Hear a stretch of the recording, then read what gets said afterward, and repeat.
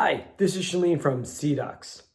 Today's tip of the day is understanding the attachments that are set up for you in SureSmile and realizing that those things are something that can actually be changed. So when we take a look at the setup and staging that SureSmile gives us, when attachments are actually required based on the magnitude or the direction of the tooth movement and the final location that that tooth actually has to assume, SureSmile will actually populate out where those attachments should be, not only in location, but also in geometry and size. This is a starting position. If you feel that the attachments that are placed there are not to your standard or something that you want to have different. For example, you want to extrude a tooth and they put a horizontal bevel attachment on your upper left one or tooth number 9, and you prefer not to have something that prominent and you want to switch it to an ellipse.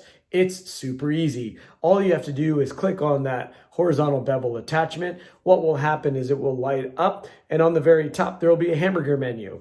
Just 3 lines. You'll click on that hamburger menu, and then you can change type. You can go and as soon as you select the change type, a little window of all the different options will come. You can go ahead and pick the ellipse, and then put the ellipse will populate itself on. You have the ability to rotate it exactly where you want, and then you get to create the custom attachment that you want.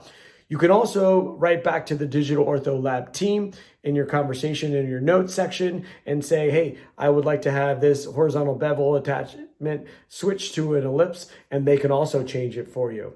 You got 2 different ways to get the customization that you and your patient deserve.